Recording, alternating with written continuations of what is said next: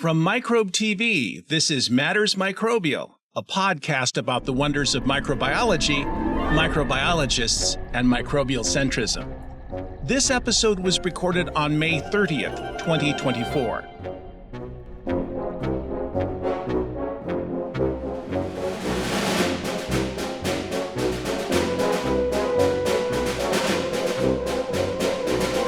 Hello, Micronauts, and welcome once again to today's Quality Quorum.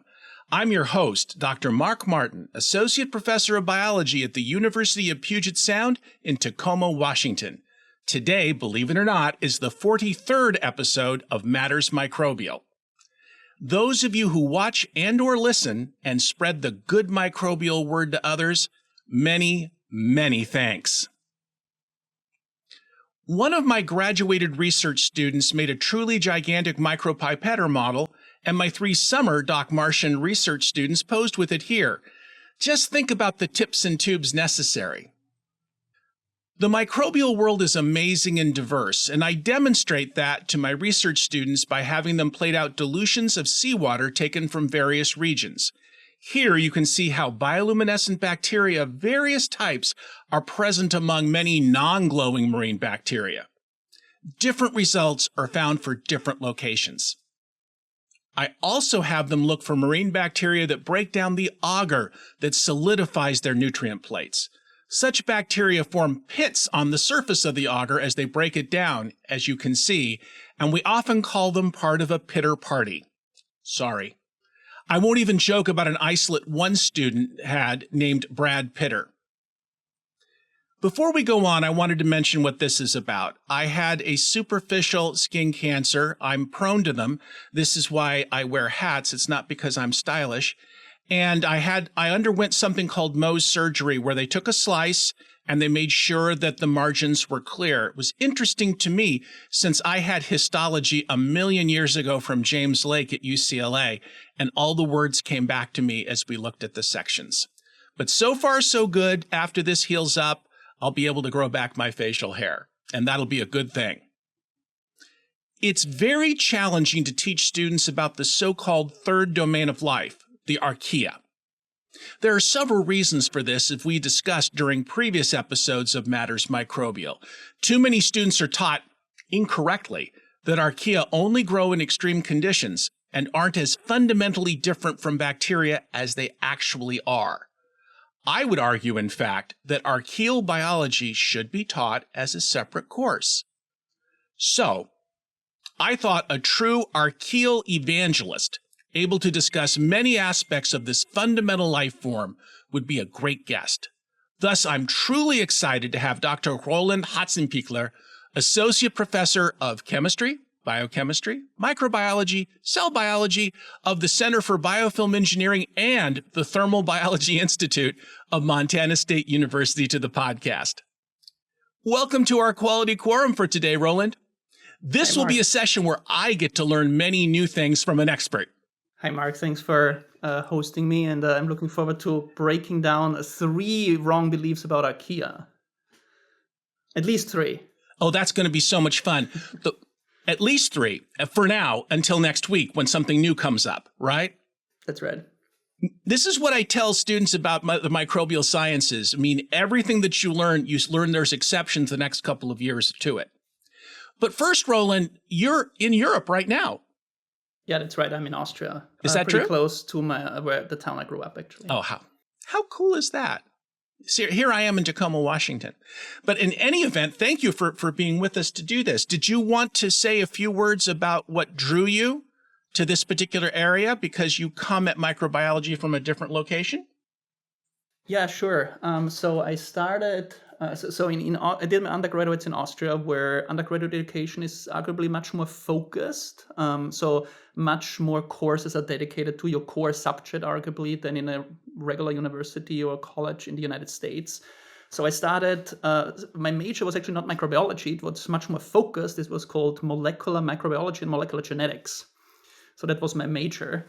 And I actually started studying microbiology with the goal of becoming a virologist. And that changed pretty quickly when I heard about microbes in nature, so to speak. I took microbial ecology. And I was always attracted to things that I didn't really know a lot about. And because Archaea were not well covered, that was the obvious choice then. So I did my master thesis with Michi Wagner, a prominent microbial ecologist then and today. And when he gave me the opportunity to stay with his lab for my PhD, I said I will stay with you under one condition, and that is if I can work on Archaea. And so luckily he accepted that offer. So nobody in his lab had ever worked on Archaea before, but he wanted me to keep around. That was my price, so to speak. So I started working on ammonia oxidizing Archaea, which were then discovered the same year I started my PhD. That is really super cool to see how that happened. I like the fact that you kind of held them hostage to some degree to have you there, which is a lovely way to be able to do things. I still do that sometimes. I have to tell you, Roland, if I would have tried if I would have tried something like that, it wouldn't have flown. So there you go.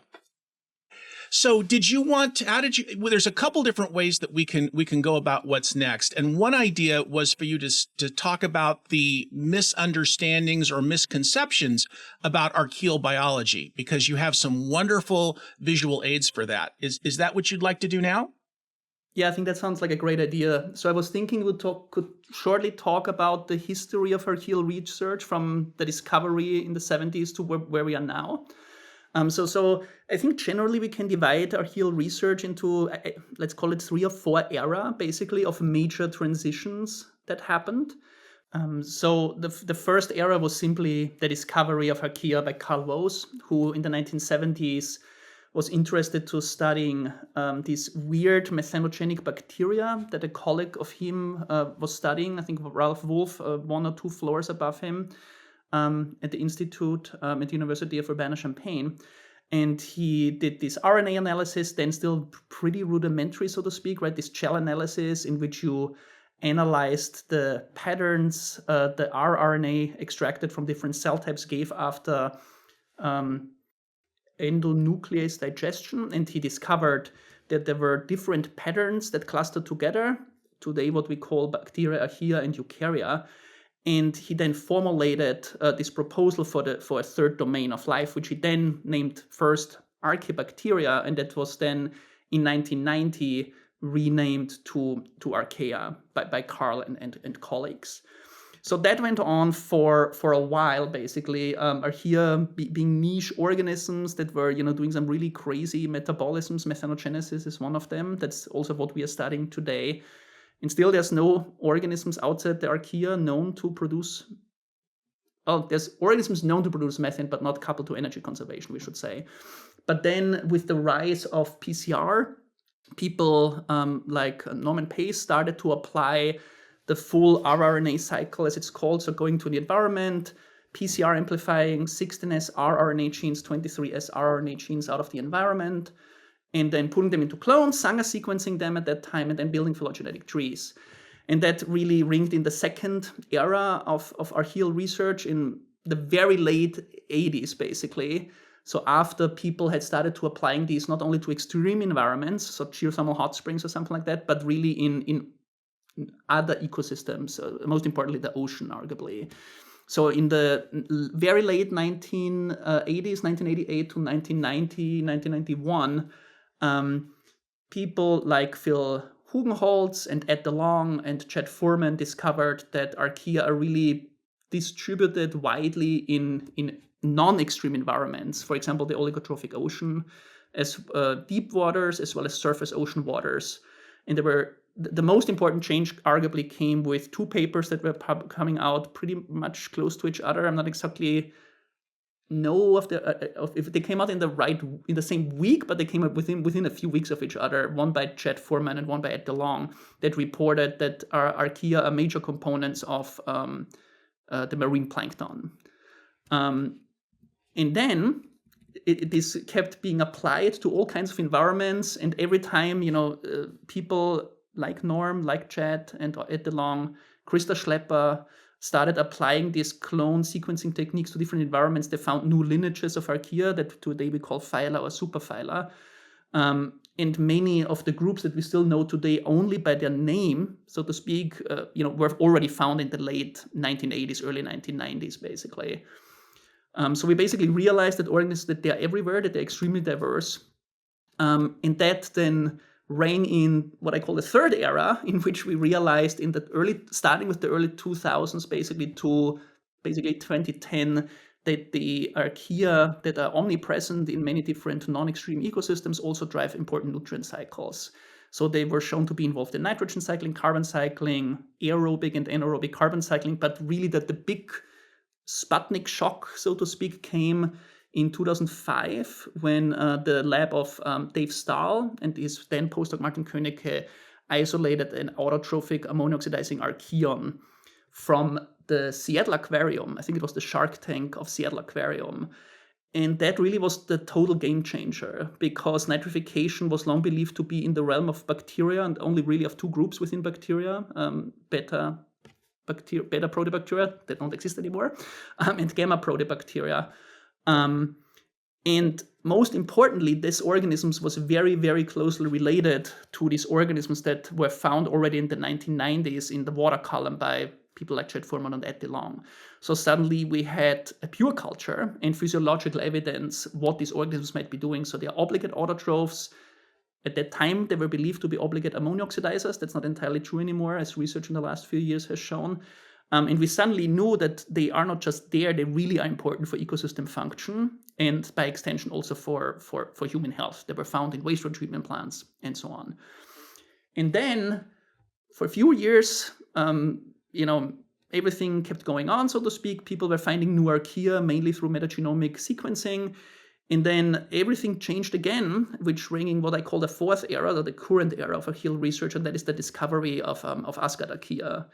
So the first paper, which I think is not shown here in this slide, was by Anja Spang, who was then a postdoc with Thijs Ettema, who was then still at Sweden, he's now in the Netherlands, who found genomes that were found to belong to a new phylum of archaea that they call Asgard archaea. So this first organism was Loki archaeum. They called it after Loki's castle, a hydrothermal vent where they found this organism. And there were a lot of people who didn't believe this. It was quite the S-show, if I may say so.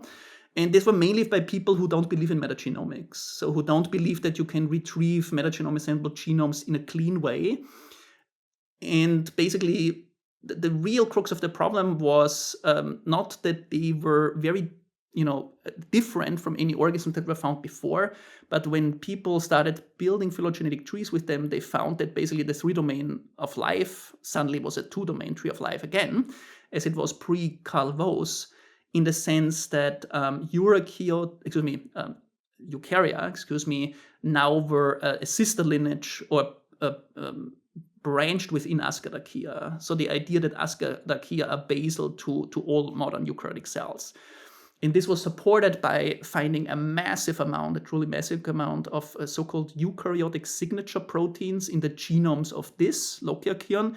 And then later, shown by the publication of Zaremba, I forgot her other name. Zaremba was in 2017, where they found that there are several more of these Asgard archaeal lineages, and all of them are enriched in these eukaryotic signature proteins. And the term comes from the fact that before the discovery of Asgard archaea, they were thought to be unique proteins that are only found in eukarya, basically. So that was obviously not true anymore.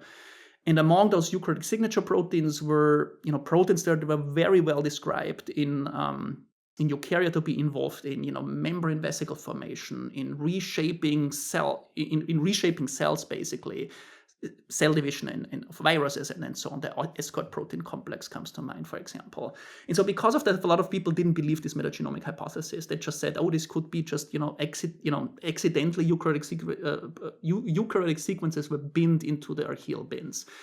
And that changed then in 2020 when my friend Hiroyuki Imachi and Masaru Nobu from Gemstack in Japan the paper is called Isolation. It's not an isolate, it's an enrichment culture, a highly enriched culture, however, of the first Asgard archaeon. And now, just earlier this year or late last year, 2022 already, a second enrichment culture of Asgard archaea was also obtained by the lab of Christa Schlepper. And so the really, really cool thing is that a lot of the features that were predicted for metagenomics not only were contained in the genome, which now is easy to obtain, right, because these are highly rich cultures, but when people did first electron microscopy and then later cryo-electron chromography, which really doesn't lie, you saw a lot of the shapes that were predicted in this shape-shifting Archaea. This was Loki Archaeon, right? Loki, the godness of, the shape-shifting god of the Norse mythology, that you actually see this in microscopy. And so this is the era where we're in now, right? So a lot of archaeal research, just that it is with environmental bacteria, is still mainly driven by metagenomics, but people are, testing the hypothesis using a diverse set of techniques, so to speak. And we now realize that archaea everywhere, archaea are diverse. The 3-domain tree might actually be a 2-domain tree again, as it was pre-VOS, so to speak. So we went from 2 domains to 3 domains and back to 2 domains now. They're involved in many nutrient cycles, and we, arguably share a lot of homologies, and maybe with these organisms, and maybe they are our distant ancestors. I have to say you covered this so well. Now I'm entropically challenged. I'm an elderly person now, and I well remember when Carl Woese was first talking about this, and I was taking histology from James Lake at UCLA, who very fervently did not believe this. And he really carried on about it in class a lot. And this is the genesis of something that I often tell my students, is that science progresses by a series of stages. One stage is, that's absolutely not true, and you're a fool for suggesting it. Stage number 2 is, well, it might be true under certain circumstances, but it's not generally true in nature. Stage 3 is, I said it was a good idea all along. And one of my research students, shout out to Micheline Wong, who's a fine physician now in Southern California, came up with a 4th, which was, and I came up with the idea first. And I'm being flippant, but there's a lot of truth, especially in the history of the Archaea, about this, that, people did not want to accept the paradigm shifts that were necessary for all these things to take place.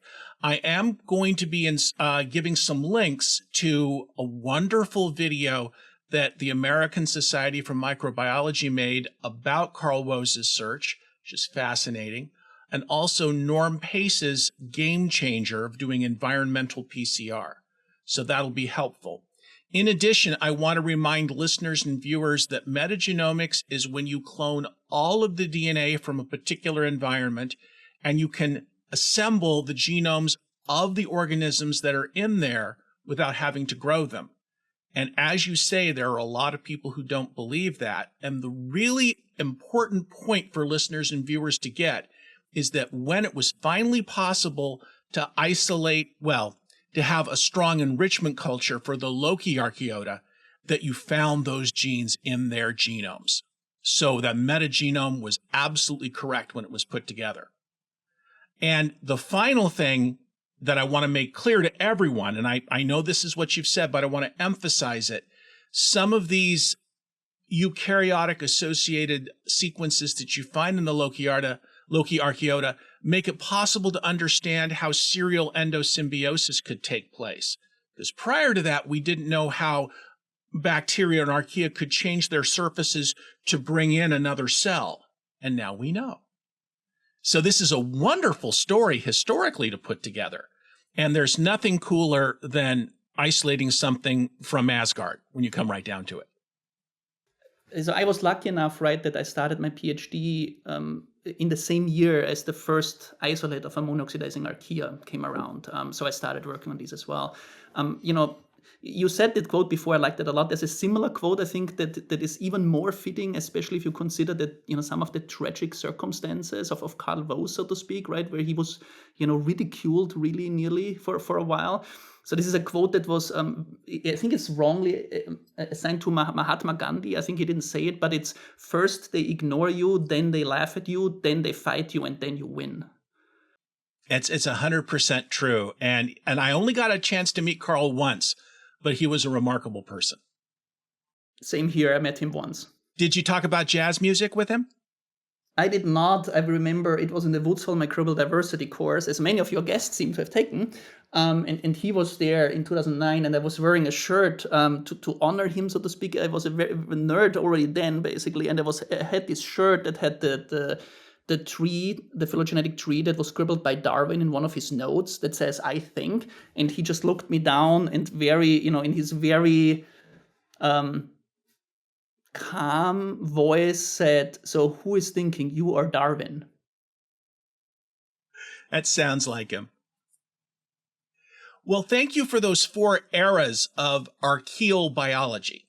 I think that that's a wonderful thing for people to be thinking about. And what I tell my students is that dogma is our enemy. Authority is our enemy in science when you think about it, because authority isn't based really on evidence, because if something has been demonstrated to be true, that's no authority involved with that. It just simply is. Data don't lie. They never have. And so I think it's a wonderful story. So this is something that's really important to remember as I transition to the next thing that I think you would like to talk about. And what it is the fact that most students that I see are absolutely insistent that Archaea are all extremophiles. They live at high salinity, or they live at super high temperatures, or they are obligately anaerobic, that kind of thing. And what you talked about a little bit before is the fact that they're everywhere. And I think that's something that you might be able to touch on a little bit because you've been finding them.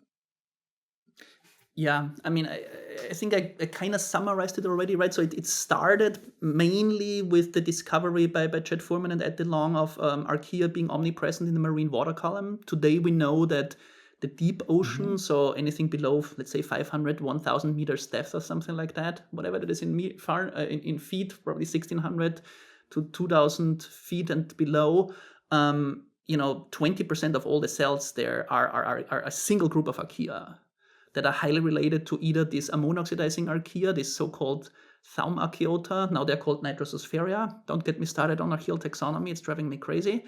Or to this yet uncultured Euroarchaeal lineages, so to speak. That was then continued by Christa Schlepper and other people who focused on soil environments, where they found that these Cranachea type Archaea, now we call them, later called Thaumarchaeota, now we call them Nitrososphaeria, are omnipresent in both agricultural soils as well as pristine soils, in lack of a better term, forest soils pretty much everywhere.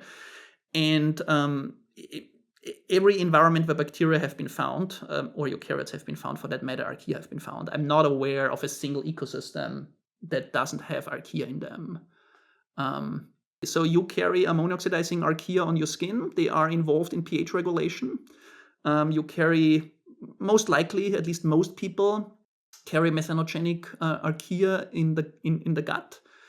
And there is evidence from metagenomics, not from culture or any other analysis, that there is the lung microbiome, so to speak, right? That often has sequences associated with Archaea. It's not clear if this is transferred by breathing in, so these are just passing through, or this is just DNA that you're detecting, so to speak. It doesn't look like it because they seem to be different than what is typically in air. But again, there's no direct data. But most important are methanogens, arguably, and ammonium-oxidizing Archaea on the skin. That is true for every animal, every plant on the planet, right? The rhizosphere of plants is enriched in Archaea. Again, these soil Nitrososphaeria type organisms that are involved from everything from organic matter mineralization to ammonia oxidation, nitrification, which is obviously important for agricultural plants because they eat away, so to speak, the nitrogen that the plants now cannot access anymore.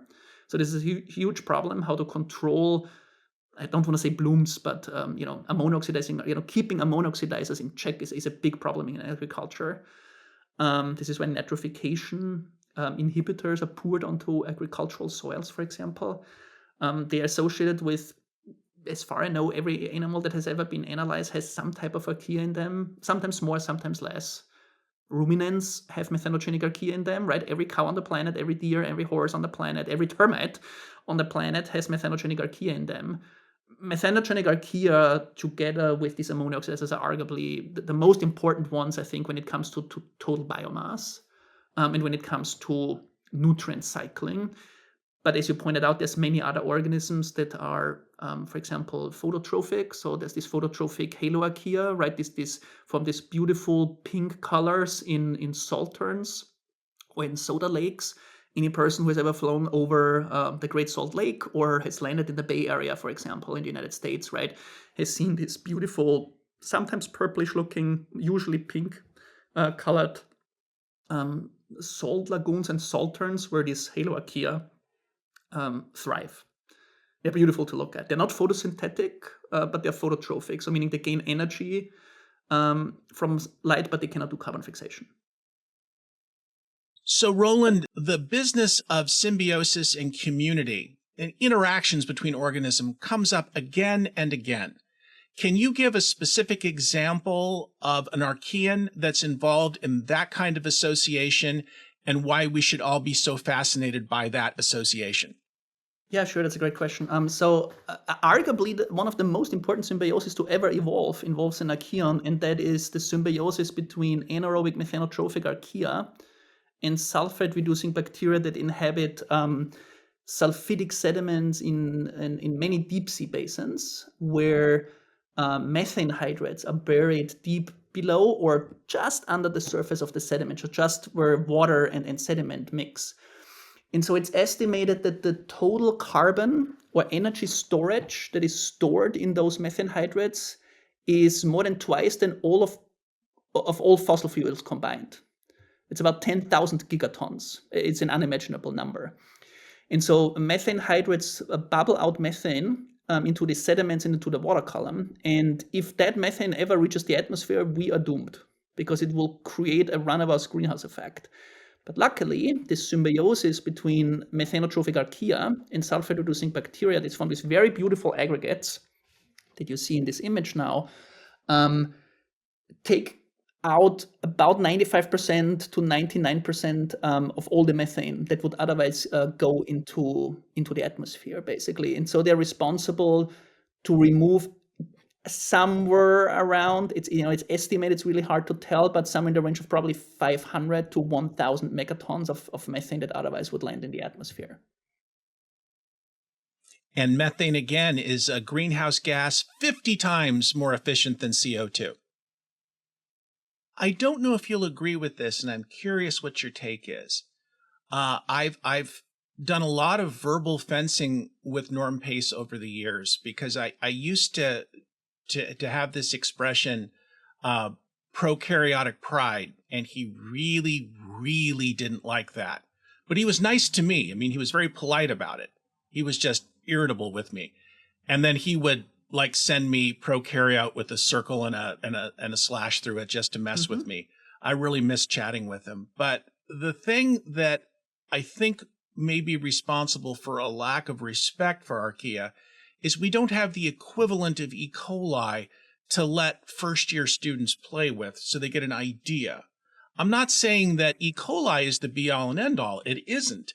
But I have had this discussion with several archaeal biologists, and they'll say, well, yes, you can grow holobium or you can grow sulfolobus.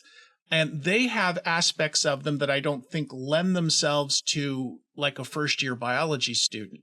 I have to say, I wonder if some of these more common mesophilic archaea, if any of them could grow on standard media, maybe that would be a place to start.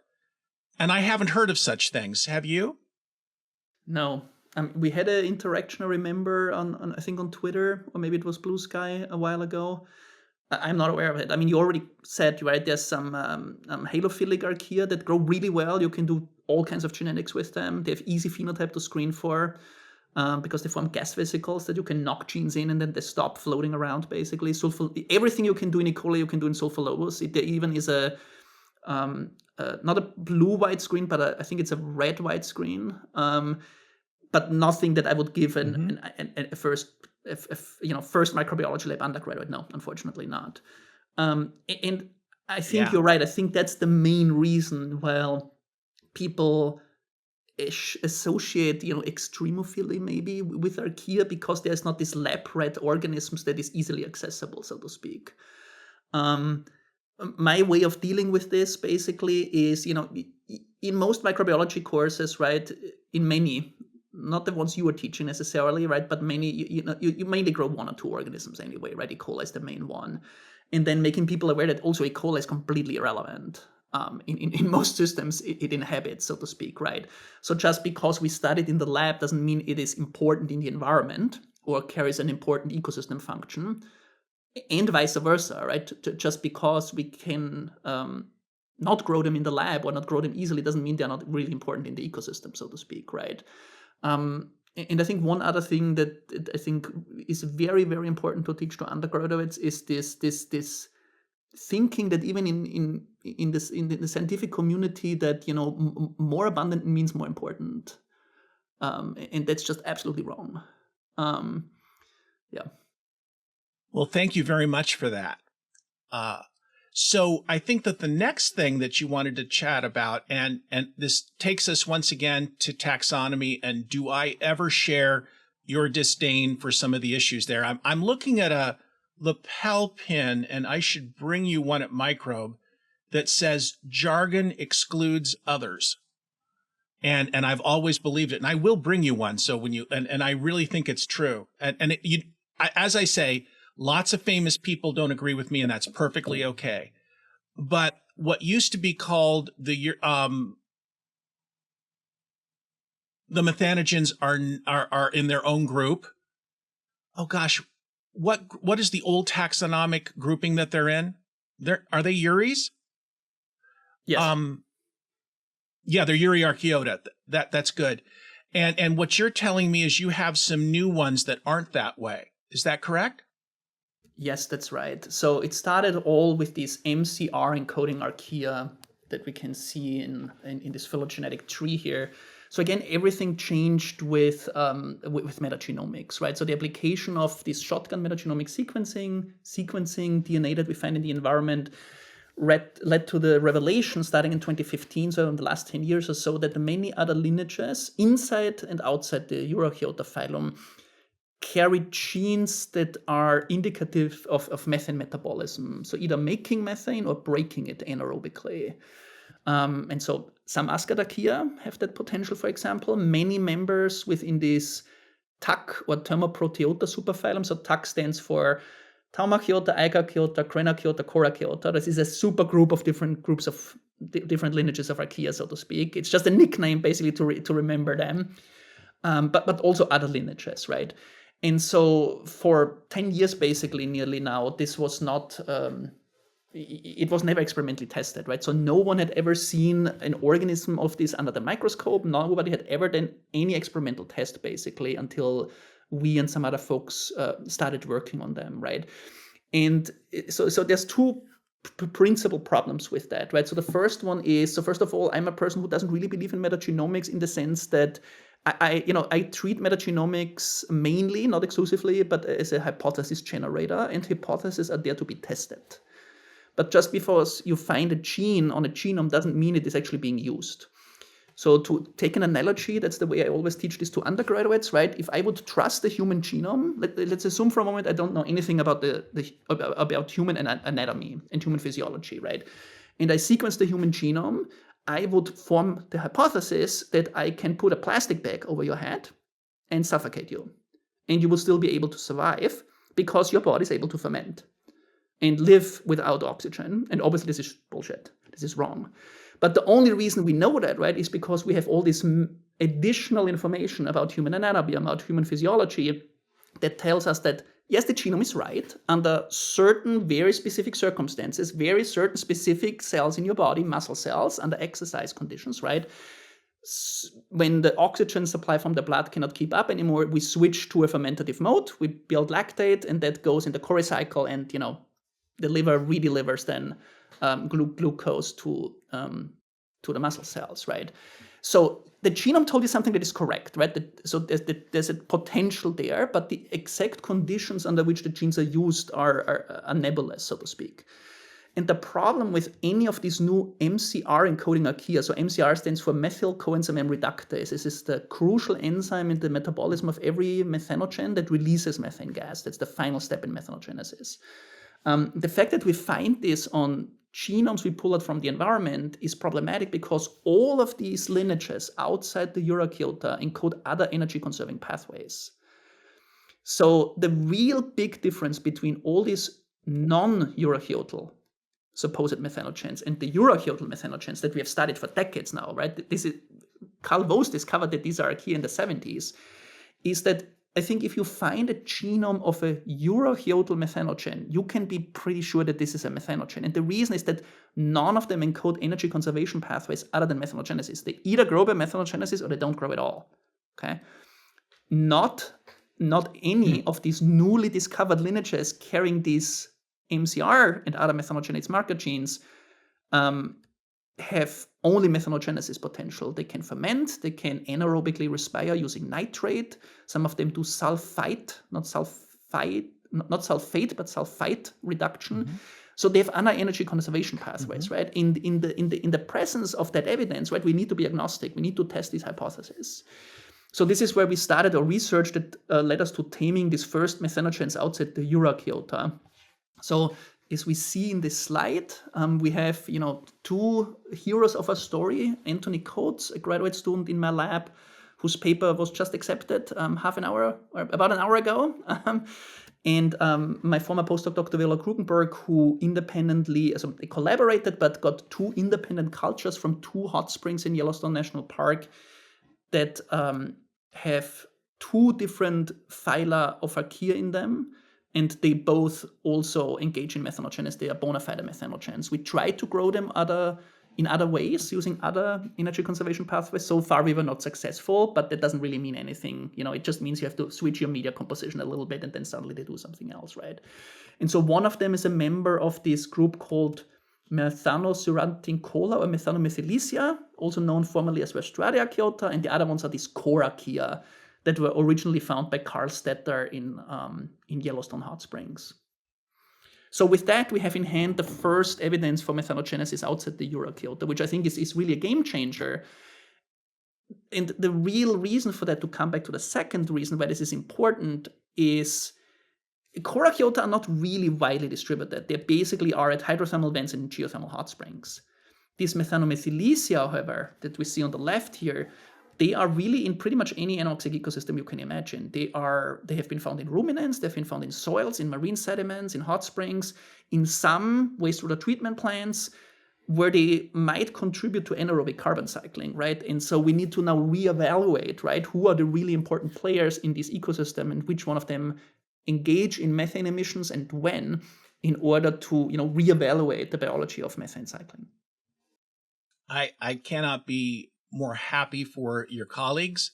And it must be a wonderful feeling right before you go on to a podcast to talk a little bit about your work, to just get an acceptance. That's just a wonderful thing.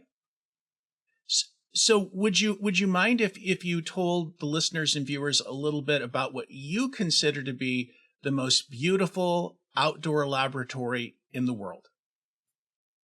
Sure. So that's Yellowstone National Park, obviously. I started my faculty position in late 2016 and then moved into my lab in 2017. And so one of the first things I did was to basically try to come up with a way how to get as much hiking in Yellowstone. So I'm in Bozeman, Montana, which is the research institution, Montana State University, that is closest physically to Yellowstone National Park. So for the watchers or listeners who don't know a lot about Yellowstone National Park is the size of Delaware and Rhode Island combined.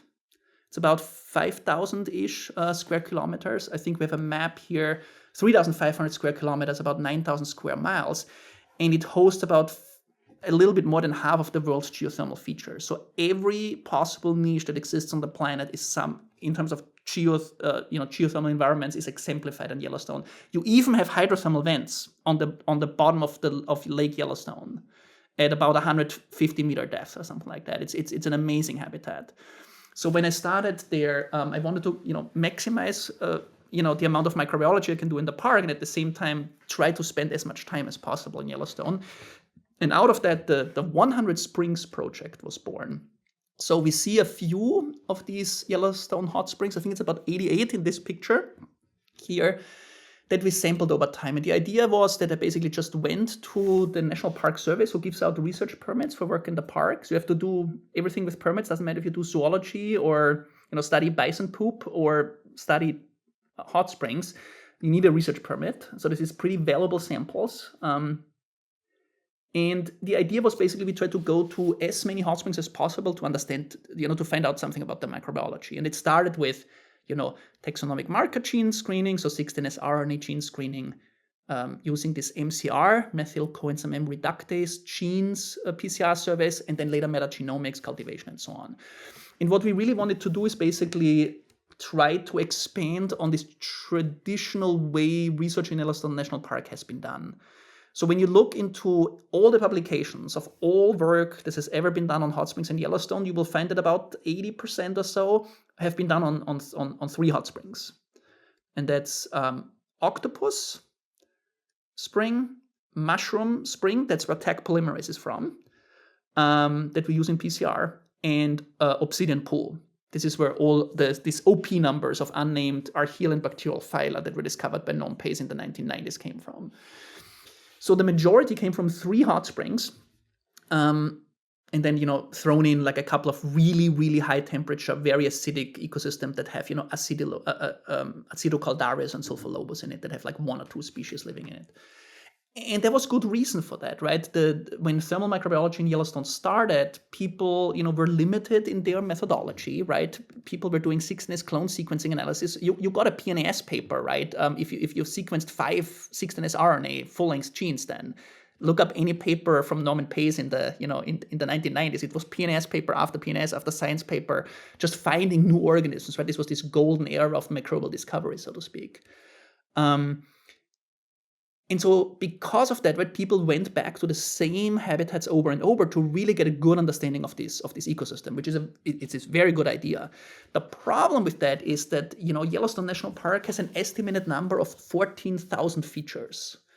About 7,000 have been mapped in a survey by the U.S. Geological Survey in the early 2000s. I think it concluded in 2005, and obviously, the vast majority of them have never been analyzed in any microbiological way. So from the more than 115 or so hot springs that we've analyzed now, I think only 2 or 3 have ever been looked at in any way in terms of their microbiology before we started working on them. And that was really the goal, right? We really wanted to start to try to broaden our view of microbial diversity in this ecosystem, and go away from this traditional view that was more centered on these really low pH, very high temperature ecosystems, which are very important.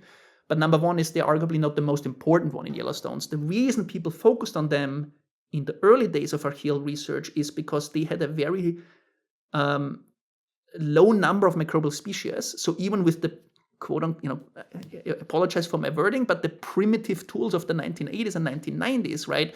You could still get a good understanding of an ecosystem that has 2 or 3 species, so to speak, right? You could still understand the ecosystem because there were only 3 species to begin with.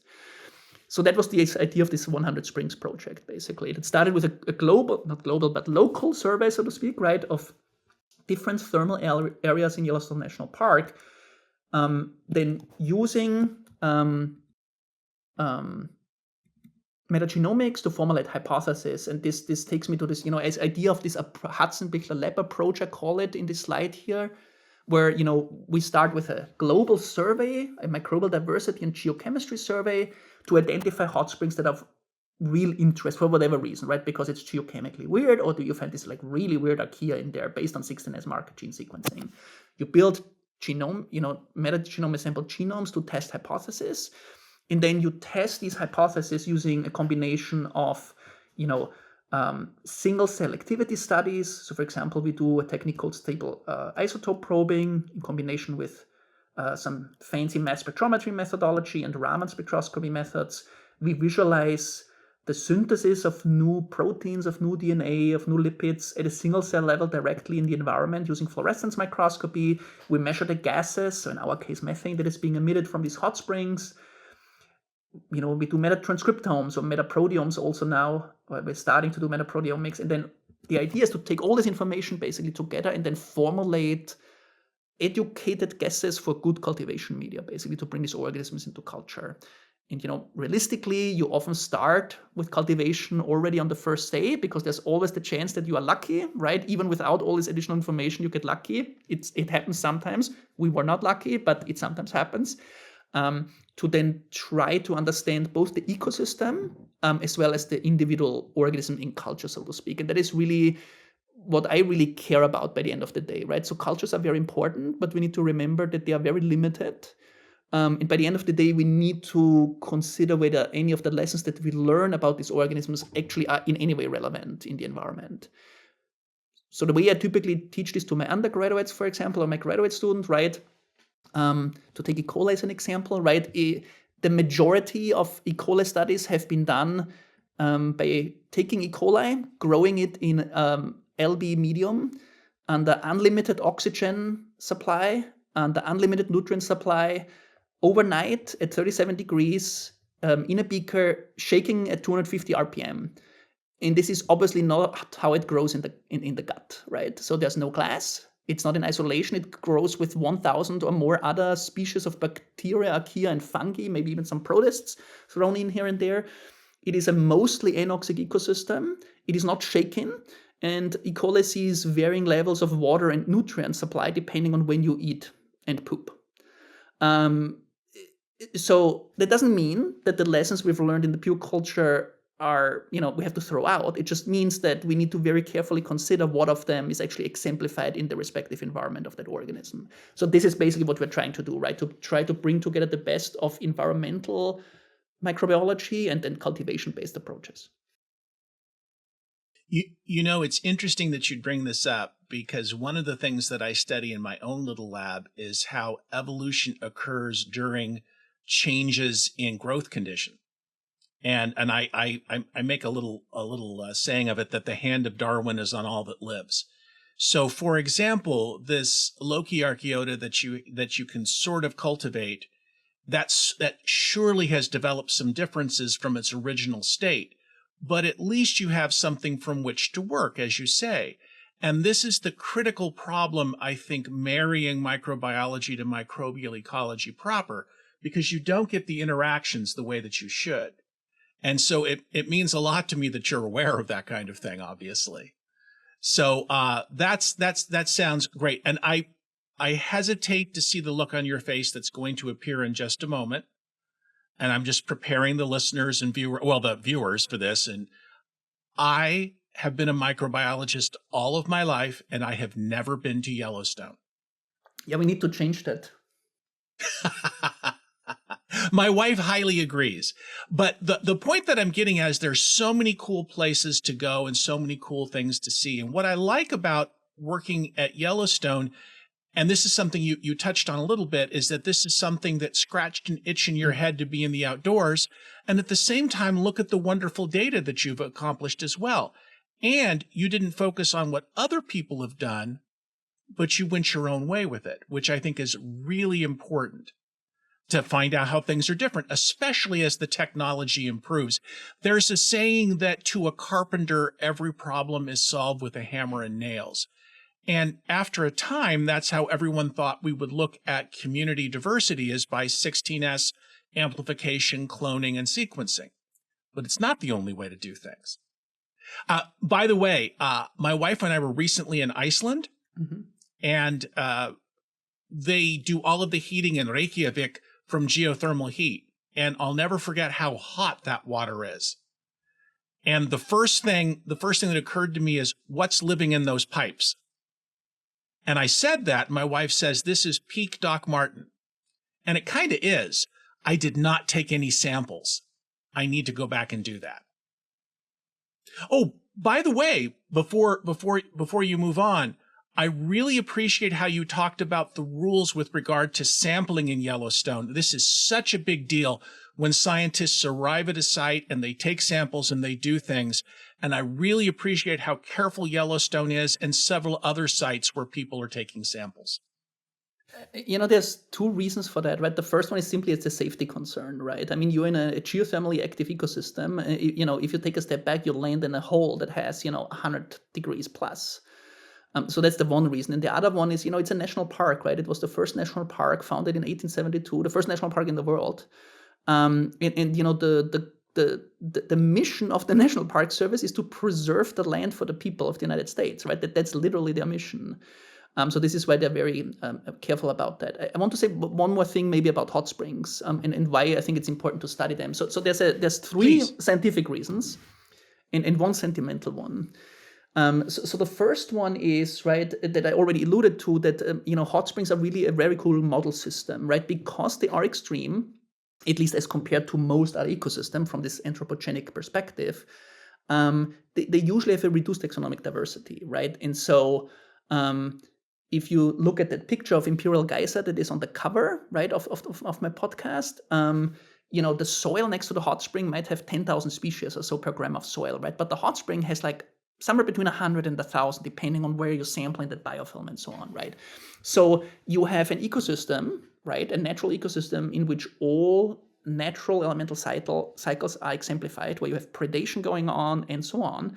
But it's at least an order, maybe 2 orders of magnitude less complex than the surrounding environment, which gives you at least a fighting chance, basically. And the more extreme you go, the less complex it gets. And this is why, Norm Pace and others, Carl Stetter, Thomas Brock, even if you go earlier than that, started looking at hot springs. So Thomas Brock called Yellowstone hot springs a nice little ecosystem where I can study microbial ecology. And that's really what it is, right? It's a nice model system. So that's the first reason. The second one is that we know that early Earth, 3.8 to 4.5 billion years ago, was bombarded by meteorites. And independent on whether the origin of the first cells or the origin of metabolism happened in a high-temperature ecosystem, it is very clear from all the data that is available, be it phylogenetic data or the rock record, that early Earth underwent a high-temperature bottleneck, 3.8 to 4.5 billion years ago. So even if the origin of life happened in a low temperature environment, right? The point is, at some point there was a high temperature ecosystem and only the thermophiles survived. And so what that means is you can use extant ecosystems to study, the ancient biospheres, so to speak, in which a lot of the metabolisms that we now today study, metagenesis being one of them, right, first evolved. And the third one is that it's an important source for biotechnology and biofuel industry. This is not something that I'm actively working on, but just think of PCR, right? Taq polymerase, first isolated from Thermus aquaticus by Thomas Brock in 1968, if I remember correctly, and then adapted by Karen Mullis, really weird person, for PCR, who got one of the very few unshared Nobels, right, in 1983, basically, right? That is the foundation of all of molecular biology. Like nothing of us we are doing today would be possible without PCR. And the fourth reason is sentimental, right? I like to be there. I got married in Yellowstone, right? So I'm very biased. It's just a beautiful ecosystem, yeah, and it's a paradise for microbiologists.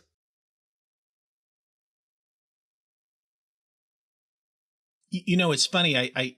I really believe a lot of times students don't hear the story of how things happen, and I love telling the story of Taq polymerase and Tom Brock. But I like everyone to know that it was an undergraduate student of his that was co-author of that paper with the single coolest name in biology. This undergraduate's name was Hudson Freeze. Now, Hudson Freeze is a cancer biologist in San Diego now, but can you imagine doing something as fundamental as an undergraduate than that? And this is something I tell my undergraduate students. Don't say that you can't find something cool, or in this case, hot. So as we start to slide toward the end of the podcast a little bit, I noticed that you had some things that you wanted to talk about. The first thing that I wanted to say before you deal with that is I'm going to put a link to your website, your research website, and how completely cool that I saw a paper on magnetotactic organisms, because I think they're fascinating.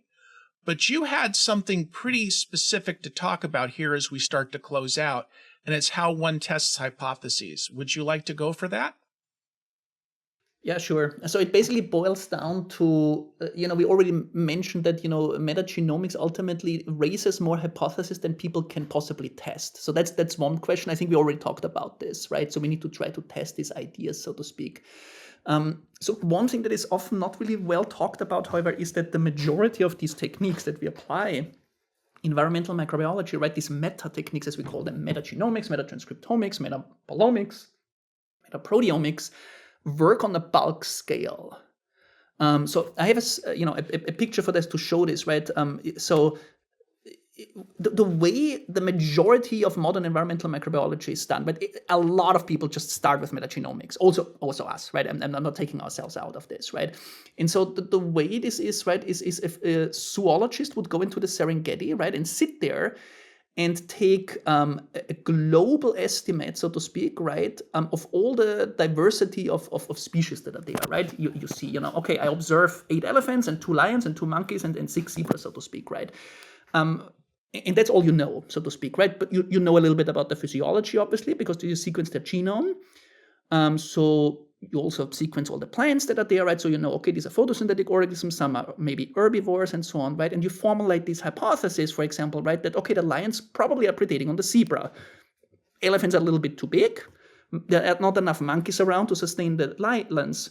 So probably they're eating the zebras, which is a very valuable hypothesis, right? And then, however, you actually, take the spatially resolved approach, so to speak, right? So this is us, so to speak, right? Going beyond metagenomics, and then look at the structure of the ecosystem, the architecture of the ecosystem, the distribution of the organisms. And then you see, oh, there's a river that goes through that valley, and there's crocodiles in it. And unfortunately, you didn't know that there were crocodiles there because you didn't sample that part of the ecosystem, or your primers didn't pick them up, unfortunately, right? So that's the analogy in this case. And you learn that the zebras on one side of the river and the lions on the other. And so your hypothesis is wrong because the lions can't cross the river because there's crocodiles there, right? And so your entire beautiful hypothesis that makes total sense is completely wrong. And so the only reason you know that, right, is because you take a more individual-based approach where you do not treat the sample in its entirety, but take a more granular look at the organism, so to speak, and the landscape it inhabits. And so this is basically what we're trying to do in the lab also, right? We do a bunch of cultivation, but I think the real more pioneering work of our lab is to look at cells, at individual cells, and if possible, directly in the natural ecosystem. So study their phenotypes they express directly in the environment. There's different ways to do it. We don't have to talk about them. But I guess I wanted to point out that it is really important, right? So we know phenotypic heterogeneity is true in clonal cultures, right? That are isogenic populations of E. coli, and you grow them for one generation, right? And the different cell poles are different. They have different histories, right? Because one of the poles is dividing, the other one is not. There's very beautiful data on this, right? So if we know that this is true for E. coli in an isogenic culture, right? This is obviously very important in the ecosystem, where you have many different strains that maybe never see each other, because 50 micrometers is not a lot, but like a millimeter is a mile or tens of miles, if you're at the scale of a microorganism, so to speak, right? So these organisms might never see each other in their entire lifetime or during many generations, so to speak. So there's no way to easily exchange genes, for example. And they see very different local ecosystems. So think about, a soil particle, right, is completely anoxic on the inside, it's oxic on the outside, and there's 100 micrometers in between, if that. And we just completely ignore that. So we need metadata, so to speak, right? We need geochemistry. We need all kinds of tools to basically analyze the local environment these organisms live in. Because again, you would never study an elephant. If you say you want to study what the diet of a lion is, right? What you do is you go to the Serengeti. You don't go to a freaking zoo and watch humans feed the lion dead chickens.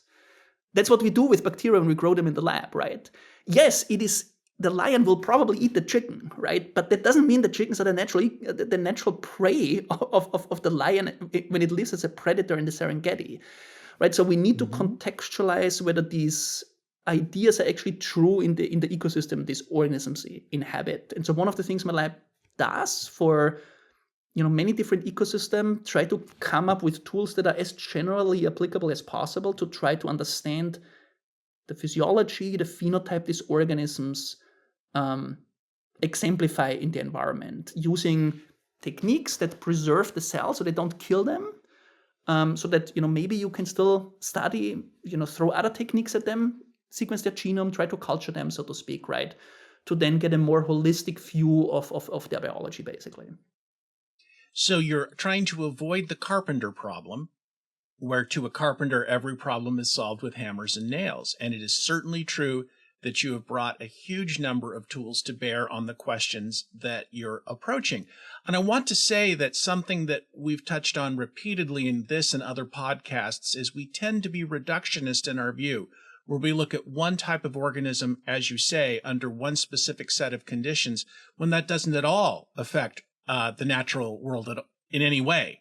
It's true you have to start there if you're coming de novo to something, and I don't mean to be disrespectful to people who did that, but now it's time to look at different things. Example, when people were first studying biofilms, and you know this as well as I, they would talk about this one species on forming a biofilm, and then someone would reasonably say, but that's not how biofilms occur in nature. So they'll say, okay, I'll add a second or a third organism to the mix. That is, again, not how biofilms exist in nature. But the initial way is a good way to start coming up with questions that you can begin to advance and then think of in the larger view. As we're getting kind of to the end of our time, so I wanted to take this opportunity to thank you for coming on the podcast and sharing all of these thoughts with us. And I want to wish you and your colleagues and family the very best. And you have a final word of wisdom about archaeal biology. A final word of wisdom. Oh boy. Study more archaea. Archaea are cool. They do everything that the bacteria do and more. But by the end of the day, study whatever interests you the most in the most irreverent possible manner. That was a Feynman quote. I apologize, but that's what inspired me to come into science, right? By the end of the day, do what interests you. And if it's E. coli, a single protein in E. coli, that's awesome. Do what interests you. I'm interested in archaea, so that's what I'm doing. Well, thanks again so much for being here today. Thank you, Mark. This has been Matters Microbial, a weekly podcast about the wonders of our microbial world and the people who study it. You can send questions, suggestions, or comments to me at mattersmicrobial@gmail.com. Show notes from today's episode, with awesome links as always, can be found at microbe.tv/mm. If you like our work, please consider supporting us at microbe.tv/contribute. I'm Doc Martin, and you can find me in the biology department of the University of Puget Sound in Tacoma, Washington. Dr. Roland Hatzenpichler is in the departments of chemistry and biochemistry, microbiology and cell biology at Montana State University in Bozeman, Montana. Many thanks as always to David Renata for superb editing and Reber Clark for the wonderfully quirky music that makes me smile each time. I hope that you've enjoyed being part of our quality quorum for today. See you next time on Matters Microbial.